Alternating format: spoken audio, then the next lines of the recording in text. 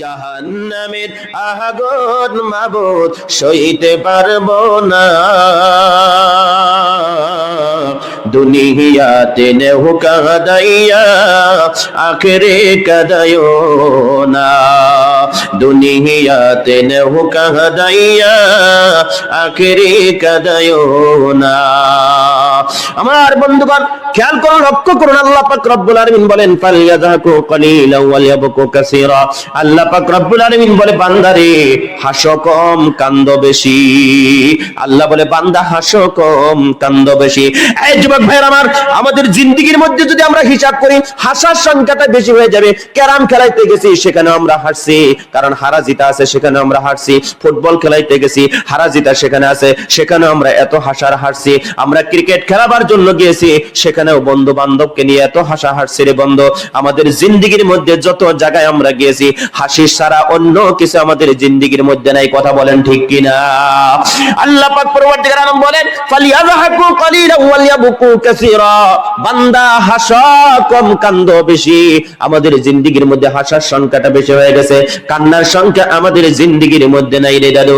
আসুন, কান্নার সংখ্যাটা যদি জিন্দেগির মধ্যে যাদের বেশি হয়ে যাবে, ময়দানে হাসরের দিন তাদের নেকির পাল্লাটা ভারী হয়ে যাবে। আওয়াজ করে বলি সুবহানাল্লাহ। আমার বন্ধুগণ, কষ্ট আপনাদেরকে দিব না, লম্বা চড়াও করব না, গভীর মনোযোগের কথাগুলো শুনেন। আমি বলতেছিলাম হাসার সংখ্যাটা যেন জিন্দেগির মধ্যে কম হয়, কান্নার সংখ্যাটা যেন বেশি হয়। বন্ধুগণ আমার ভাইরা, খলিফাতুল মুসলিমিন ওমর ফারুক রাদিয়াল্লাহু তাআলা আনহুকে জিজ্ঞাসা করে দেখুন, হুজুর আপনি কতটা কান্না কেঁদেছিলেন? খলিফাতুল মুসলিমিন ওমর ফারুক রাদিয়াল্লাহু তাআলা আনহু তিনাকে একদিন প্রশ্ন করা হলো, হুজুর আপনার চোখের কিনারার মধ্যে দুইটা কালো দাগ আমি দেখতে পেলাম। জিজ্ঞাসা করা হলো, হুজুর কালো দাগ দুইটা কিভাবে আপনার চোখের কিনারার মধ্যে পড়লো? হযরতে খলিফাতুল মুসলিমিন ওমর ফারুক রাদিয়াল্লাহু তাআলা আনহু বললেন, ভাই রে, আল্লাহর ভয়ে জাহান্নামের ভয়ে কাঁদতে কাঁদতে চোখের কিনারার মধ্যে দুইটা কালো দাগ ফালিয়ে দিয়েছে।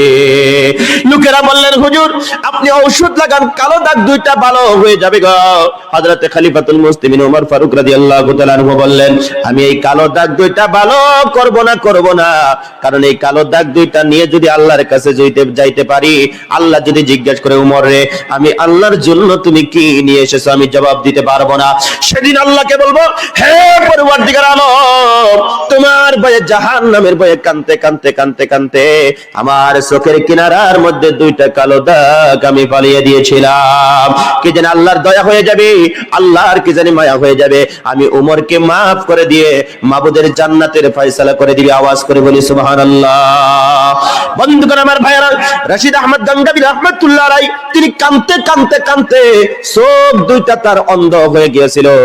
আল্লাহ রাব্বুল আলামিনের বান্দারা প্রশ্ন করলেন, হুজুর আপনার চক্ষু দুইটা আপনি অপারেশন করেন ভালো হয়ে যাবেন। রশিদ আহমদ গঙ্গাবী রাহমাতুল্লাহ আলাইহি বললেন, না আমার চক্ষু দুইটা আমি ভালো করব না, কারণ অন্ধ অবস্থায় যদি আল্লাহর কাছে যদি আমি যাইতে পারি, আল্লাহ পাক রব্বুল আলামিন যদি জিজ্ঞাসা করে, রশিদ রে দুইটা ভালো চোখ দিয়া মায়ের পেটের থেকে তোকে দুনিয়ার জমিনের মধ্যে পাঠিয়ে দিয়েছিলাম, কিন্তু অন্ধ হিসেবে তুমি আমার আল্লাহর কাছে কিভাবে আসলে, কিসের জন্য আসলে? জিজ্ঞাসা যদি করে আমি বলবো, হে পরওয়ারদিগার আলম, তোমার ভয়ে জাহান্নামের ভয়ে গাও। কাঁদতে আমার চোখ দুইটা অন্ধ হয়ে গিয়েছিল, কি জানি মাবুদের দয়া হয়ে যাবে রে, আমি রশিদ আহমদ গঙ্গাবীকে রহমাতুল্লাহ আলাইহিকে মাফ করে দিয়ে মাবুদের জান্নাতের ফয়সালা করে দিবে। আওয়াজ করে বলি সুবহানাল্লাহ। আমার যুবক ভাইরা, জীবনে অনেক পাপ করেছো, বাবার নাফরমানি করেছো, মায়ের নাফরমানি করেছো, জিনা ব্যভিচার করেছো, আজকের মাঠের থেকে তওবা করো। আল্লাহ বুঝতে পারি না এই জীবনে অন্যায় করেছি, অপরাধ করেছি, এ মাবুদ আমাদের জীবনের গুনাহ মাফ করে দাও। আল্লাহ পাক রব্বুল আলামিন বলে, বান্দা আমি আল্লাহ পাক রব্বুল আলামিনের 99টা নাম রয়েছে রে বান্দা, 99টা নামের ভিতরে থেকে এমন একটা নাম আছে, সেই নামটা হলো গাফফার। ওই গাফফার নামের উসিলায় তোমাদের তামাম জীবনের গুনাহ আমি আল্লাহ মাফ করে দিব। জোরে জোরে বলি সুবহানাল্লাহ।